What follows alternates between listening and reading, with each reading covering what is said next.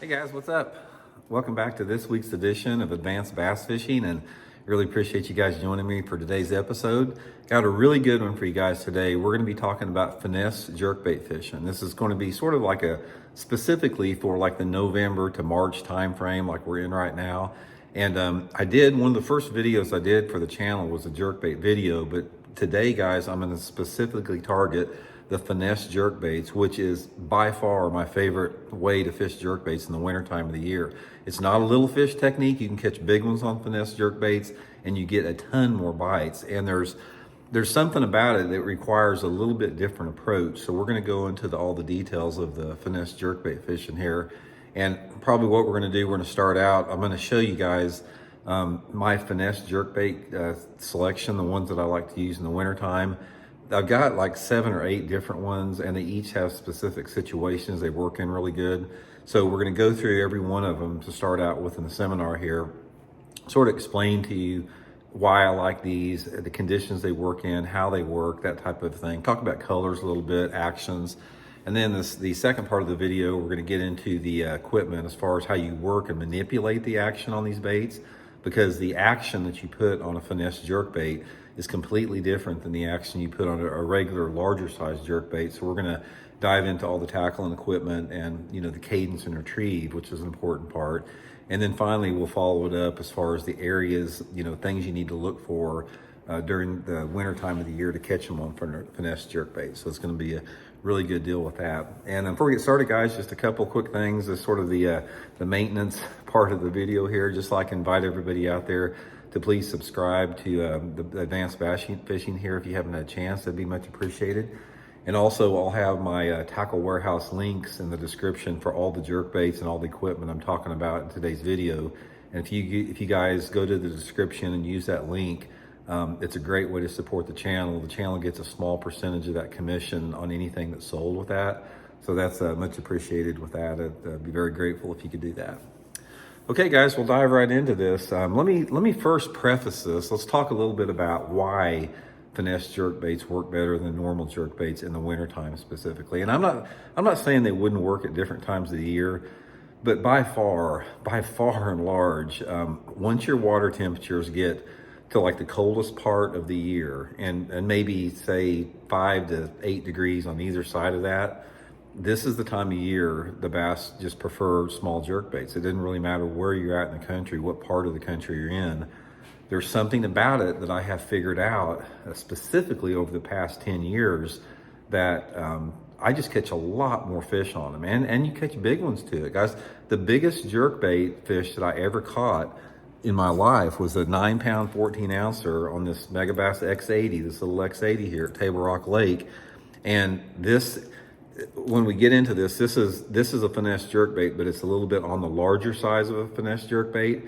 And I was throwing this thing. Nobody was throwing a little finesse jerkbait like this. And I was just whacking them on the thing. And I got thinking about it. It's like, man, if I go to a smaller jerkbait, am I going to sacrifice size? And that's not the case at all. Like I said, almost a 10-pounder on that thing. So if you can catch a 10-pounder on a finesse jerkbait, the biggest fish in the lake will hit it. Now, the reason this works good is there's a couple different variables here. There's a couple different things to consider why you want to downsize to a finesse jerkbait in the wintertime. First of all, let's talk a little bit about the sort of like the metabolism and the mood of the fish. When those water temperatures get colder, the fish simply don't need as much food. They slow down a little bit. Their mood and personality slows down. Although they don't slow down as what a lot of people think they do in the wintertime. They're still active in the wintertime, and they can still move pretty fast and they can still chase stuff, but they simply don't require as much food. And it's a big commitment. If you throw a regular sized jerkbait, like a 4.5-inch size jerkbait or 5-inch jerkbait, or even some guys throw that 5 3/4 inch, the big Smithwick Rogue, that's a big commitment for a fish to hit that in the wintertime when their metabolisms are slow. But if you go to a downsized model, like a little 3-inch jerkbait like this, it's more of an edible tidbit for them, and they're a lot more likely to hit a smaller jerkbait simply given the fact that the water temperature is cold, their metabolisms are cold. That's one part of it. The other part of it with that is there's something about the entire lure genre out there that in the wintertime, smaller baits work better. If you notice, if you guys fish in the winter very much like I do, and I fish in the winter a bunch, you don't catch many fish on big baits. You don't. It's like the big spinner baits and your big swim baits and big crank baits, full size jigs, all that type of stuff. You don't catch many fish on it. Most of the fish that you catch in the wintertime are like on smaller spoons, smaller swim baits, little smaller downsized Alabama rigs, little wiggle work crankbaits, just smaller stuff like that. Ned rigs, hair jigs, same with the smaller jerk bait out there. So it's sort of like, it's just one of those seasonal realities in fishing that once that water temperature starts falling pretty hard, like in December, downsizing is just going to get you a lot more bites with that. So given that, let's get into a little bit. What I'm going to do here, guys, is I'm going to go through each one of the jerk baits that I use here, and I'm going to talk a little bit about the scenario that I like to use them in, because each one of them, they have a different profile lip on them, and they got different, variations in the action and all that type of stuff. So we'll get into that. So first one, guys, I want to get into is one of my favorites, and it has been a long time. This is the Megabass X80 Trick Darter. This is, when it comes to jerkbait, guys, you guys know I've talked about it. I helped design the Megabass Vision 110 back in the late 90s, and I have caught more fish on the X80 Trick Darter than I have any other jerkbait that Megabass makes. I haven't talked about it a lot because I kept it quiet as far as in my tournament fishing, but I'm starting to share more stuff like that. But this X80 Trick Darter is just an outstanding winter lure out there. It's like this thing has a lot more darting, lively action than a regular jerkbait. And the thing about the X80, which is a lot of people have a sort of a problem fishing it, is it doesn't require as much, twitch of the rod tip to get it to work and dart hard. And that's pretty much the same with any finesse jerkbait. One of the biggest mistakes guys make when they downsize to a smaller jerkbait is they still try to work the jerkbait like they would a normal size one, and you don't have to do that. If you work a jerkbait like the X80 here too fast, it's going to blow the sides, it's going to blow out to one side. So you have to be a little bit more finessey with it like that. And it still has a tremendous darting action. But the X80, guys, it works in a wide range of conditions. I prefer it in water clarities, probably, 3.5 or 4 foot is like the minimum. And that's sort of the same for a lot of these, except some of the shallower ones we're talking about. But anytime I got water visibility of, 4 foot or greater, this is one of my prime lures to use, especially if you have some type of wind and cloud. Even though this is a smaller profile jerkbait, it still has, it's still got some girth to it and width to it. So it's a small length on it, but it still has a wider profile. So it works a little bit better in those conditions in the wintertime where the fish are a little bit more aggressive. Now, the next one is, this is a Megabass Vision 110+1 Junior. Now, this is designed very similar, or identical actually, to the Megabass Vision 110, except it's about an inch longer. This bait right here, sort of like the X80, it is on the little bit larger size as far as the finesse jerkbait goes. Pretty much the same conditions. It's like when you have normal fishing conditions, you've got southerly airflows, you've got partly cloudy to cloudy conditions, clear water, all that type of stuff. This bait is going to be really good. And the depth on these X80 on 6-pound test line is going to run probably 8 foot deep on a long cast, and the same with the 110+1 Junior with it. Now, before I get into that, we'll talk a little bit about this in a little bit. I only use two pound test line, 2 different types of pound test line. I use 4-pound test Seaguar and Vizex line. If I really want to maximize the depth and I don't have any cover and I'm fishing more open water with it, and I use 6-pound test Seaguar and Vizex. That's the only 2 tests I use for finesse jerkbaits. Nothing over 6-pound test on all these here. So the 110+1 Junior works in the very similar situations than the X80. If I had to guess though, guys, between the two, and like I said, these are the 2 largest size of finesse jerkbaits. The 110+1 Junior, since the profile is a little bit narrower than the X80 here, the 110+1 Junior will work a little bit better in tougher fishing conditions, like if you don't have quite as much wind or if it's a little bit brighter out. But the X80 for me would be something on, not that you can't catch them in those same conditions, but it really works good if you have those nasty days. I remember we were fishing a tournament, an FLW tournament in early March down at Beaver Lake, a long time ago. This has been 20 or close to 20 years ago. And we had one of those days out there that it was like heavy overcast. The wind was blowing like 20 miles an hour out of the south. There was a front coming in. And guys, I absolutely whacked them on that X80. The water visibility was super clear. Like I'm talking 15 to 20 foot clarity. And I caught a bunch of big smallmouth on it that day.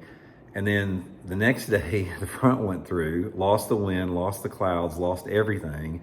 And I couldn't hardly catch them. I had fish follow the thing up, but they wouldn't bite it simply because of the clear water and those tougher conditions. But at the time, I didn't have some of these other jerkbaits I'm going to talk about here. If I'd have had them, I'd have probably kept catching them.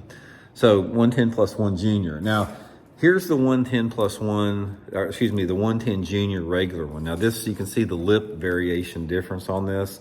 This has got just a regular shallow lip here. Now this bait here, I would use the regular lip in a little bit more off-colored water when the fish aren't as deep. Now the 110+1 Junior and the X80, they're gonna get down to that 8 to 10 foot range, which is really good for clear water. But say for example, I had a real good day last year at Grand Lake on this bait. And if you, in the winter time, because this bait will run down about 4 feet.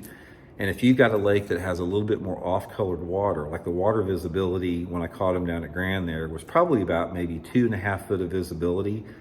And those fish were shallow. They were like less than 5 foot of water, pretty close to the bank in December, between boat docks.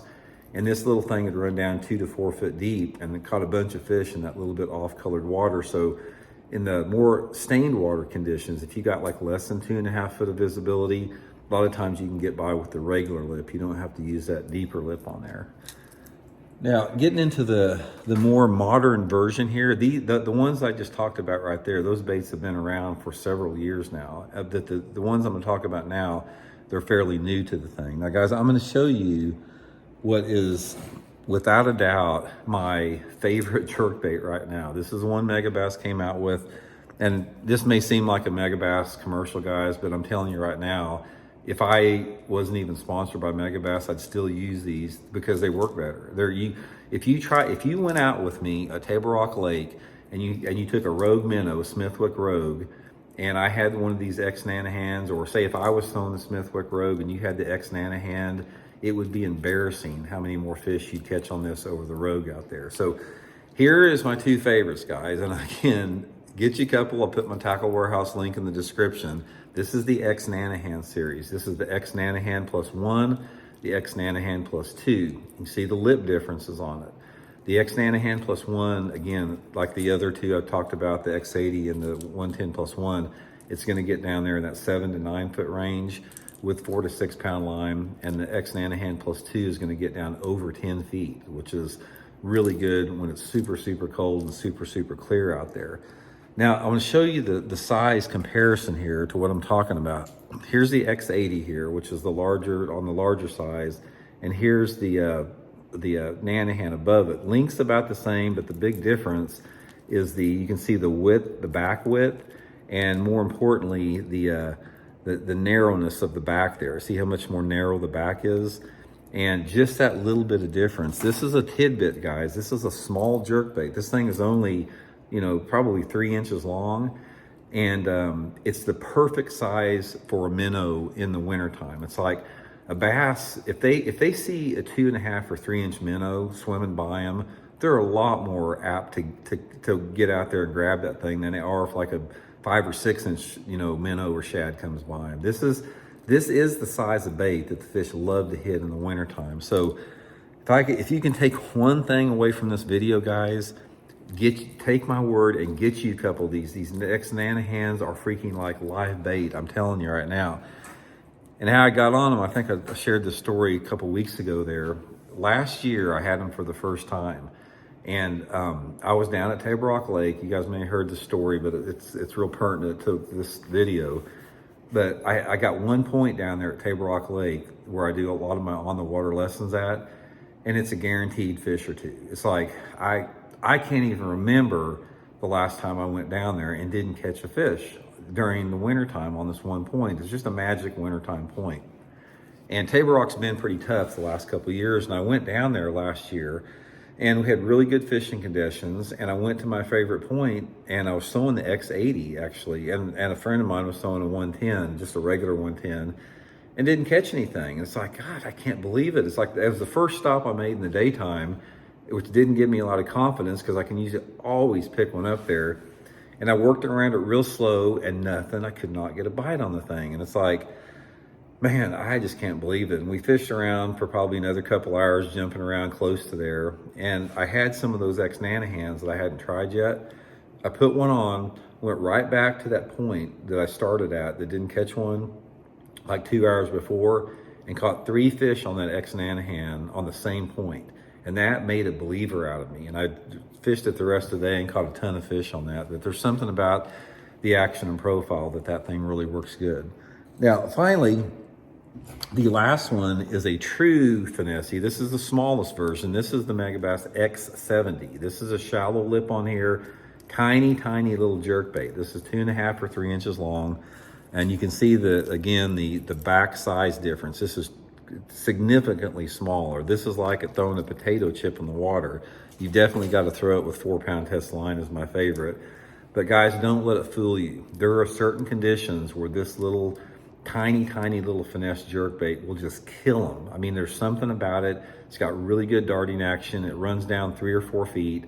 And if I get a situation where I have that water visibility, sort of maybe in that 3 to 5 foot range, and you have, any type of rock cover where those fish are close to the bank, sometimes they will just annihilate this thing. Now, this is one that I usually fish if I've got lower light levels, a little bit of wind, where I think the fish are going to be a little bit shallower. And man, I've caught so many fish on this, and I've never seen anyone throwing this, guys. I did really good.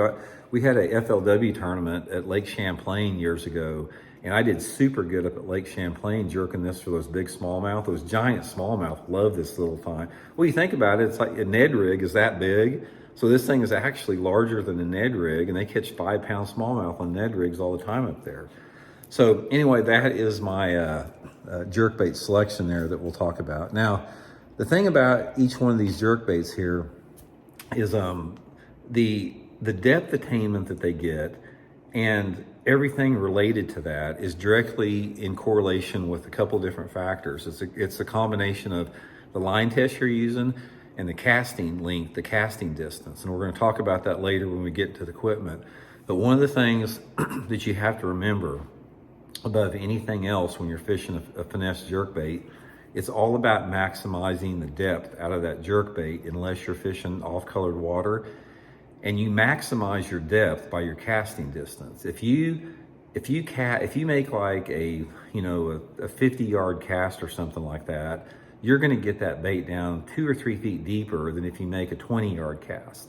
So one of the biggest elements in the wintertime fishing with a jerkbait is to get that super, super long cast, which you have to have a spinning rod. These baits right here are not meant for bait casting situations. We'll get into that a little bit. But one of the things that you're gonna hear me talking a lot about throughout this video is the sweet spot of these little finesse jerkbaits, which is the deepest part of them, because 98% of the fish you catch are going to come when this jerkbait is absolutely at its deepest point. It's not going to come on the way down. It's not going to come on the way up, although you're more likely to get a strike on the way up than you are the way down, but most of them are going to be in this zone here. So that's the need for casting distance here. And one other thing real quick here, and I'm going to take a quick break and get a drink. Guys, when you're fishing finesse jerkbaits in the wintertime, another big thing to get is a bottle of red fingernail polish. I always put gills on my jerkbaits with a red fingernail polish. Now, some jerkbaits and some baits out there, I'm going to show you what I do with it. They have gills already painted on them, but the problem with that is when they paint a gill on there, it's too uniform and it's too perfect. What I want to do is I come through right where the gill's going to be, and I purposely make it where it's sort of like messy, because, just like that, see how I've got it sort of scattered out a little bit like that?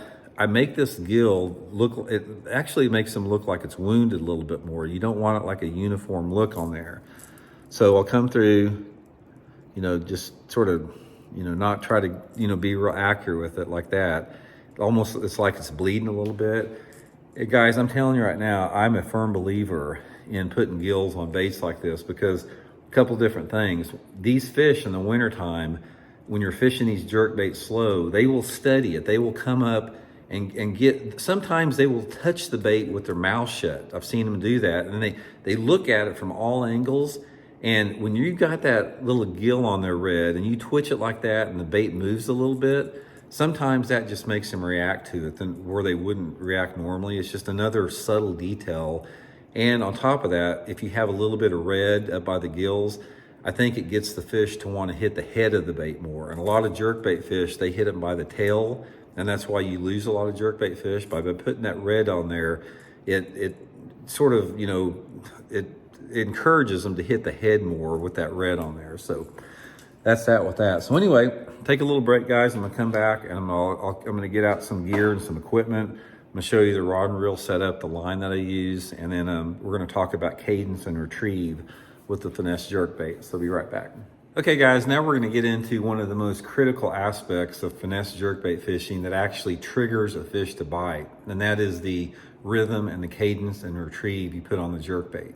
Now every aspect of this, when you're talking about jerkbait fishing in the winter time of the year, especially finesse jerkbait fishing, every element has to come together. It's like your cadence, your retrieve, your equipment, your line size, your colors, all that type of stuff. So we're gonna get into the cadence, retrieves, all that type of stuff in this segment.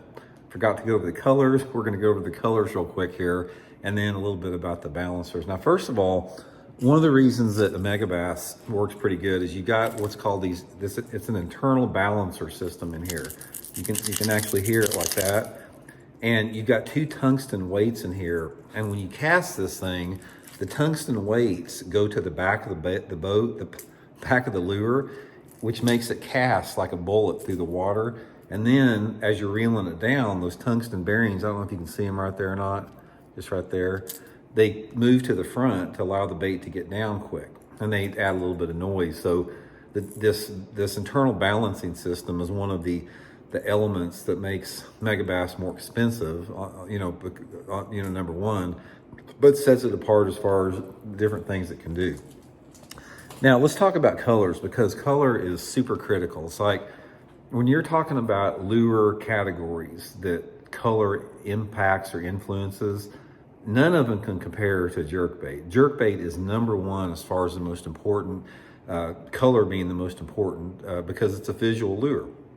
Although a bass will come and they hear a jerkbait coming from a little bit away with the balancers and the hook slapping against the bait, since it's a clear water bait, the color of the bait is super critical as far as to get the fish to actually commit and strike the lure. Because like I said, a bass hits a jerkbait a lot of different ways. Sometimes it'll just come out of nowhere like a rocket and kill it. Other times, I've seen them, guys, many times, where they swim alongside the jerkbait and they track it and they look at it close. So color is an extremely important factor here. Now, when you're talking about colors, especially like in Megabass has got like 150 different colors. I don't think of colors in terms of like specific colors. I think in terms of my colors as far as the shade of the side of it. And there's 3 different type of shades to any type of a jerkbait. The first one is a translucent finish like this, where you can see my finger behind it. This is a clear see-through jerkbait. I think it's called a SP model with a Megabass. But anyway, the translucent colors like this, where you can see my finger, these are gonna be the best in really clear water or bright conditions, tough fishing conditions, because they're subtle. And a fish, when they come up to it, it's not too obtrusive. It's not bright, it doesn't stand out, it blends a little bit more. So anytime that you're fishing extremely clear water, like water visibility over 5 or 6 foot clarity, or it's not much wind, it's bright out, something like that, you're gonna get a lot more bites on a translucent finish. And the exact color can vary. I mean, some of them have a little different colors backs and different shades of clarity on the side. But overall, don't get locked into like one specific color. Think in terms of like getting you're gonna need 3 different types of jerkbaits. You're gonna need the clear side, the translucent, the flat side, and the metallic. So I'm gonna show you both of here. That's the clear right there. Now this would be an example of a flat sided. It's not see-through, it's not metallic, it's just a flat matte finish on there. Not a matte, but it's just a flat painted finish on there.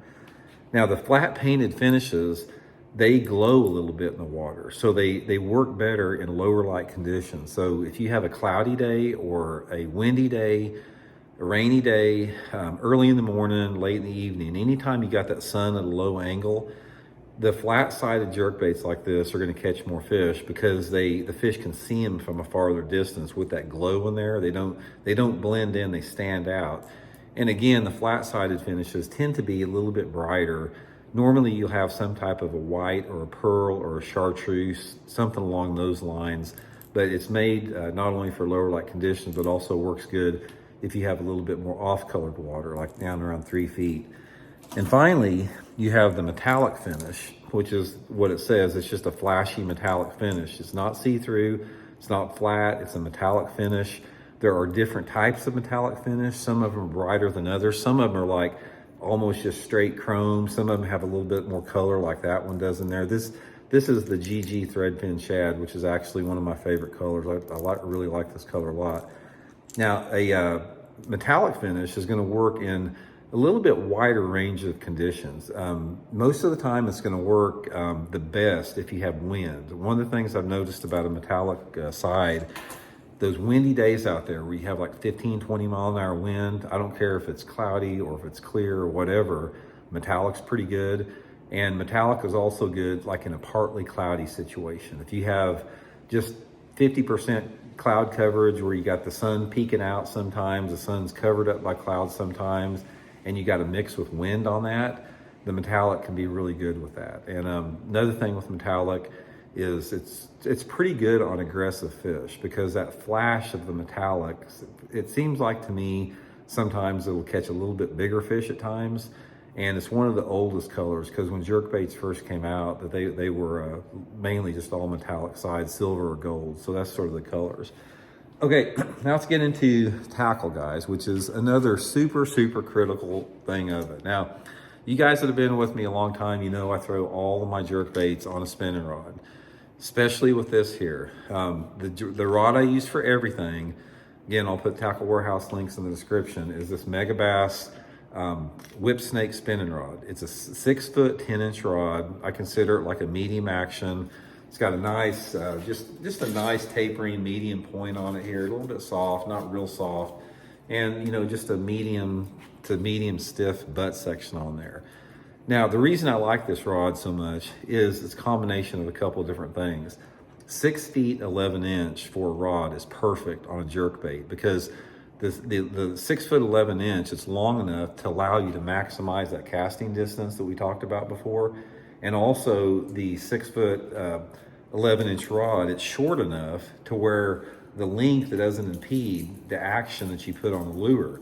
Now, if you try, I'll tell you one thing, guys, if you try to throw a jerkbait, any type of a jerkbait on a 7 foot rod or a rod that's over 7 feet long, you're not going to be able to get the best action on it because the length of the rod takes away the wrist snap and the wrist momentum. So I found that's one of the reasons I like this Megabass whip snake is the 6'11" inch is perfect to get that snap on there. And usually I'll just use some type of a 3000 series, larger diameter spool spinning reel. 3000 series, doesn't matter what type of reel you use, is critical because if you try to throw, you know, any type of these jerkbaits on a 2500 spool, you're going to lose about 15 to 20% of your casting distance over the larger spool with that. It's very, very critical with that. And again, I couple it up 4 to 6 pound test Seaguar and Vizex line. Give you guys a little bit of a tip on here. Most people, in fact, I'm going to venture to say that 90% of bass anglers out there have never used 4 pound test line for bass fishing. Guys, one of the things that I want you to take away from the seminar is to get you some 4 pound line, get you a spool at Seaguar and Vizex 4 pound test and put them on these finesse jerkbaits. You will get probably 10 to 15% further distance over 6 pound test line with 4, and you're gonna get that bait down another, you know, probably about another foot with your casting distance and the smaller diameter of the line. Now, when you're using a little bitty finesse bait like this, and say you're fishing it out over a main lake point where you need to maximize the depth, that makes all the difference in the world.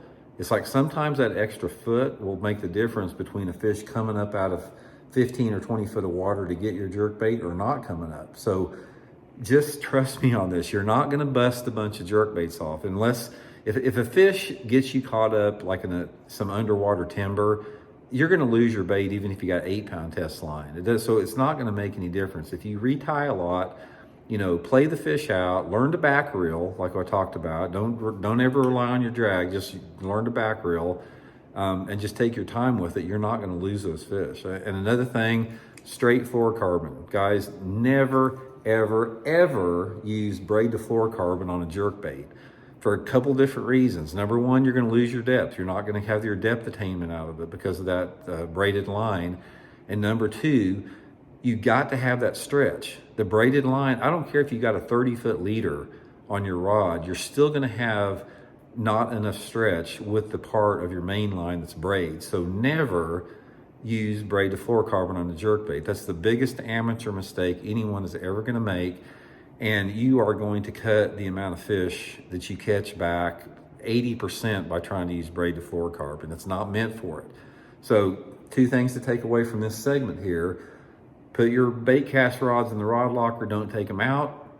Do not use braid to fluorocarbon. Do not use anything over 6-pound test line. It's gonna make a big difference. Okay, now let's get into manipulating the lure here. Now we talked about this in the other jerkbait similar. There's gonna be some crossover here, but there's also some other stuff here. First thing you wanna do with this thing, and we're talking about wintertime jerkbait fishing, so it's all about maximizing the depth with it. Because before I get into the action, let me talk a little bit about what I'm saying here. When you cast that lure out there, for the first probably 25%, the first 25% of your cast, your bait is going to be heading down like this.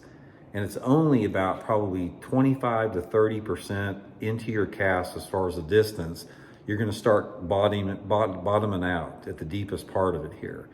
Now, the amount of time or the distance that your bait stays in this deepest point here is going to be completely relative to the length of your cast. That's why we're talking about you got to make the longer cast, because the longer cast that you make, the longer this bait is going to stay in this deep sweet spot where you're going to catch 98% of your fish. You're not going to catch, if you catch one on the way down, guys, consider yourself lucky, because it doesn't happen very often. And if you catch one coming up like that, it might happen a little bit more frequently, but not near as much. You're going to be over 90% of your bites are going to be right through here. So if you can increase that distance, even 5 feet to keep it down there, that's a big, big deal with that. So that's another reason to use the spinning rod and the light line.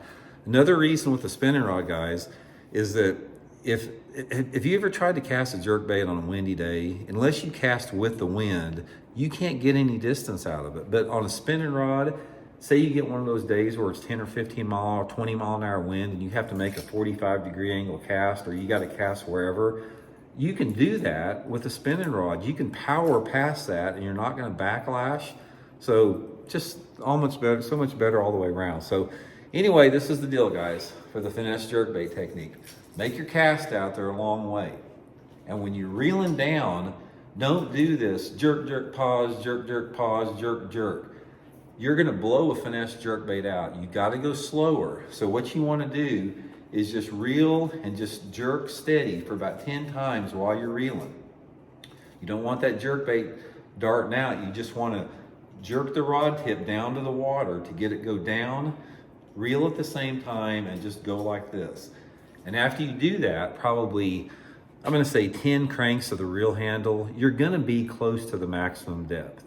Now, once you get to that maximum depth, this is where it's critical. It's almost like crappie fishing. We covered this a little bit before, but I wanna go over a couple different things here. Once you feel that bait is down at its deepest point, forget about the jerk, jerk, pause you hear everybody do. All you wanna do is shake and vibrate that rod tip. See how I'm doing it like that? Just shake it like that, almost like you were working a shaky head worm. Shake it for probably 10 times and stop it and then just pop it 2 or 3 times, about like that. Not hard, but it's sort of like this. It's like shake, shake, shake, like you're shaking a shaky head, let it sit, and then pop it a couple times like that, and then let it set. And then after it sets for maybe 2 seconds, 2 or 3 seconds is all you need. You don't need to let it set any longer. Slowly reel the handle without even moving the rod tip. Just point the rod tip right at it and slowly move that rod tip. And what that's gonna do is your jerkbait is going to just come through the water like this. It's gonna barely move forward. And in that cold water with the downsized jerkbait, guys, that has been such a huge deal for me. It's not even working that jerkbait. You got their attention, the bait's down here, you twitched it and you shaked it and you vibrated it, and then you just barely reel it without doing anything like that for probably, I don't know, 2 or 3 cranks to the handle, and then pop it hard, boom, boom, like that. And guys, if they're following that thing and you pop it like that, I don't mean pop it so hard where the bait moves a long way, but just pop it without reeling it. So what's gonna happen is that thing's like this, and it's popping, it's gonna go just like that. That's usually when they hit it. And repeat the whole process until your lure starts coming up. So in other words, just go over it again real quick. Throw it out there, reel, slowly jerk down like that, get it down to the deepest part, vibrate it like you're shaking a shaky head worm a little bit, let it set, pop it a couple times like that, and then slowly start reeling it, and then pop it 2 times hard like that. That is a retrieve that I developed, guys. That took me 40 years of jerkbait fishing to develop that retrieve right there. That's nothing you're gonna read about. That is a Randy Blockett development invention right there. And that's one of the things that I teach in my on the water lessons, that you can't, I can teach you here, I can show you, but until you're out on the water and really see it, it's hard to get a grasp for that there. Okay, so anyway, that's rod and reel technique, line, all that type of stuff. We're gonna take a quick break. We're gonna get back to the final segment, which is the areas you need to fish a finesse swim bait or finesse jerkbait in. We're gonna cover that, so we'll be right back. Hey guys, we're back for the final segment. We're gonna be talking about the type of areas that you need to fish finesse jerkbaits in the wintertime. Now, you guys have been with me for a while on advanced bass fishing. You know that I sort of save the, sort of like the how to fish them as far as the seasonal patterns and type of areas to the last there. And it's usually just the hardcore guys that stay around for this past one. But man, it's so important that you incorporate every aspect of it. It's like, one of the things about doing these YouTube videos I've noticed is that people will get interested like in colors and baits, but they just lose interest when you talk about stuff like movements and patterns. And guys, if I could give you any advice, it's to pay attention to that, because that's what's really gonna allow you to catch more fish than any other thing. Because you can be using the bait that's not exactly the right bait, but if you're in an area that's got a lot of fish, you're still gonna catch them. But you can have the best bait out there, and if you're not in an area that's got fish, you're not going to catch anything. So from that standpoint. Okay, now finesse jerkbait, as far as the areas that you need to concentrate on in the wintertime, it's a little bit different than the regular jerkbaits. Now, when we're talking about the prime time for finesse jerkbaits, it's relative to the water temperature in your area, because depending upon what part of the country you're in, you may have, if you're in Texas, you may have water temperatures that bottom out in the low 50s. And if you're up north, it'll freeze over. And here in Missouri, where I'm at, we get water temperatures down in the upper 30s sometimes, depending on the weather patterns and everything in between. So it's not like there's one water temperature that's going to indicate if this technique's going to be good or not. It's basically the time of year. Let's say, for example, if your water temperature bottoms out at 45 degrees the second week of January, as long as you're 5 to 8 degrees either side of that, like 5 to 8 degrees maybe in November, December, 5 to 8 degrees warmer in February, something like that, you're still in that window, that water temperature window where the finesse jerkbaits work really good. Now, for the most part, you're going to see a domination of the finesse jerkbaits work better in clear water situations. Now, we talked a little bit about those. The 110 Junior, the shallow lip model, there is a place for those a little bit. Like I said, if you have water visibility sort of in that 2 to 3 foot range, and especially if those fish are living shallow, because some lakes in the wintertime, those fish don't go deep, they stay shallow. So there is a time and place for that shallower finesse jerkbait, but it's not the norm. It's like a sort of an outlier. So I want to concentrate more on the prime type of water for a finesse jerkbait, and that is water visibility that is over 4 foot in clarity. That is water temperature that is in the 40s to no more than the lower 50s. Ideally, it's between 40 to 50, if I could give you any range. And if you told me, okay, Randy, what is the perfect water temperature to throw a finesse jerkbait in, I would tell you like 45 degrees. 45 degrees, 45, 48 degrees would be perfect in my opinion. Although you can catch them in colder and warmer water. And then as far as the conditions go, it's like anything else. They bite a little bit better if you have lower light, nastier conditions, but that is not when you really want to fish a finesse jerkbait. The finesse jerkbait excels in those brighter light intensity conditions and the tougher fishing conditions. That's when you normally go to them. Now, let's say, for example, if we go to Table Rock Lake and it's January, water temperature is 47, 48 degrees, and we're out there on a day where the wind's blowing 15 miles an hour and there's a heavy overcast, and the water visibility is, say, 4 to 5 foot in clarity. In a situation like that, you may want to go to a little bit larger jerkbait, maybe a normal size jerkbait, or one of the upper sizes of the finesse jerkbait, like the X80 or the 110+1 Junior.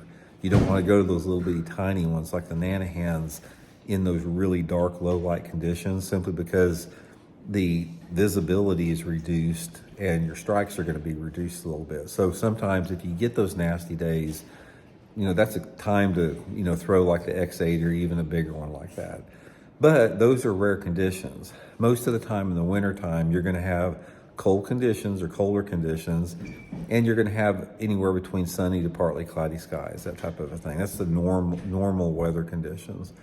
So the perfect conditions as far as what I like on there, I like a day that has some clouds, not a lot of clouds, like a partly cloudy sky, maybe a 5 mile an hour wind, just enough wind to break the surface up. I don't want a lot of wind.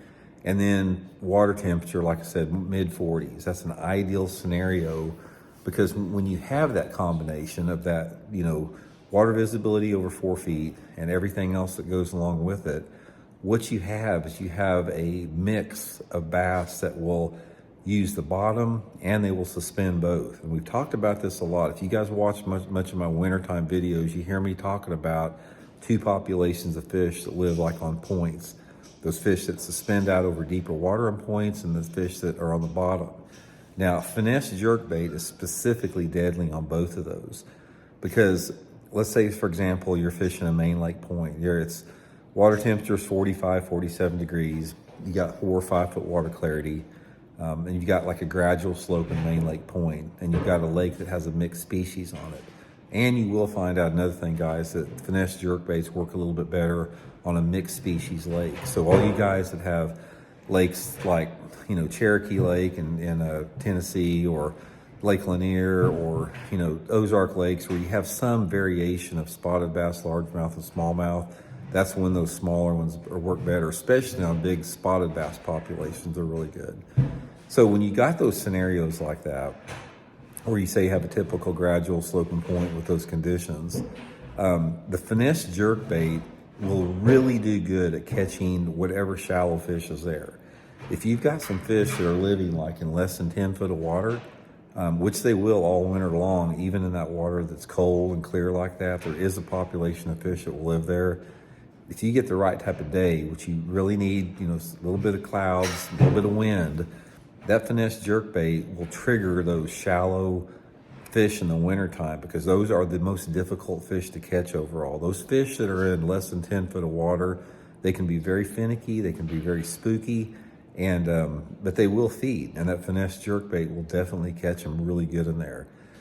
The other scenario where that thing works really good is, like I said, a little bit deeper off the points if the water is even clear. If you've got water visibility like over 6 feet, you're going to have some suspended bass out on the ends of those points and sides. Now, They could be out over 50 or 60 feet of water. They could be in 20 foot of water, but you really need to pay attention to the bait fish activity.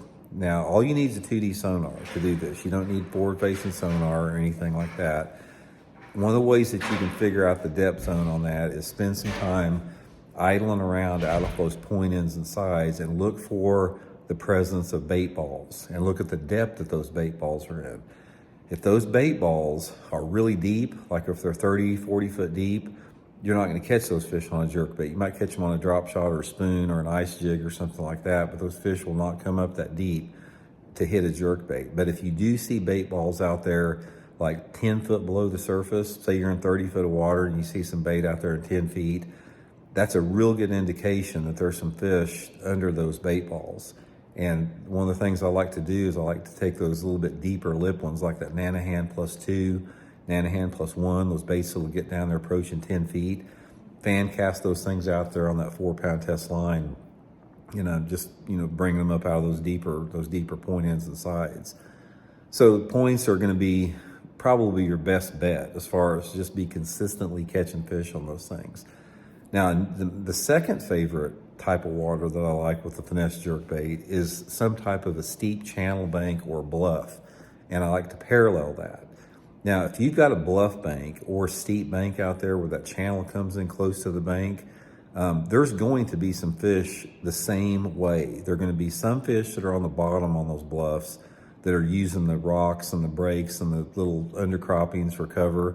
And then there's going to be some fish that suspend out off of those bluffs and those steep banks out there, especially if you have some submergent timber. If you have a lake that has submergent timber, a lot of that timber is along bluff banks and steep banks like that from when the lake was before it was filled up. And there's a lot of those fish that will suspend in those treetops. So one of my favorite wintertime techniques with the Finesse jerkbait is I get on those main lake bluff banks, sometimes big creeks too if they got good bluffs on them, and simply make long parallel casts down those bluffs. The clearer the water, the farther I'm fishing out. The dirtier the water or the more stained the water, the closer I am to the bank there. And those bluffs are really good places to catch Finesse jerkbait on, or catch Finesse jerkbait fish on, especially about that 100 yards before you get to any point. That's going to be your sweet spot on it. It's like if you've got bluffs on a lake, the key areas are going to be in and around the points and within like 50 to 100 yards either side of that point. It's going to be, really key areas for it. Another really good place for Finesse jerkbait, guys, is any riprap in the wintertime. Riprap fish are notoriously finicky because they get a lot of pressure. Riprap probably is the #1 most heavily fished cover on any lake, but you can't ignore it because it's too good. Bass love riprap. Bass live on riprap all year long, especially in the wintertime. And I'll tell you one thing about fishing riprap is if you can key in on the right bait that they want, sometimes you can just whack them and nobody else is catching them. And one of without a doubt, the best bait I've ever fished on riprap in the winter is a Finesse jerkbait. Not a lot of people fish them. There's something about throwing that little thing down there, knocking those rocks, trying to hit those rocks in that 5 to 10 foot zone, parallel on that riprap. You can catch a lot of good fish doing that. It's one of the most underrated techniques that there are in bass fishing out there. But you can't really go wrong if you want to catch some fish on a Finesse jerkbait. If you just do nothing, if you do nothing but fish main lake points and bluffs and riprap, you're going to catch some. It's just a matter of getting confidence in the color that you're using, getting into that cadence we're talking about, all that, and just staying with it. But anyway, guys, I want to reiterate how effective those things are in the summertime above a traditional jerkbait. Guys, you don't know anybody out there that fishes a jerkbait as much as I do, or I have the past 40 years in the wintertime. I fish a lot in the wintertime with jerkbaits exclusively. Most of the time in the wintertime, guys, I don't have anything in my boat except jerkbaits. I've spent thousands of hours, thousands of days studying how these fish react to wintertime jerkbait fishing. And I can tell you right now, by far, if you go fishing with me, if you and I went to any Ozark Lake around here tomorrow, I would have nothing but Finesse jerkbaits in my boat. That would be it. I'd have no regular size ones, they'd all be finesse jerkbaits because they just catch more fish and they catch bigger fish. So anyway, guys, give it a try. Like I said, I'll put all my Tackle Warehouse links in the description for all that stuff we talked about. If you use those links, like I said, that's a great way to support the channel, and it's going to help you guys catch some fish too. So thanks for tuning in. I'll see you guys next week.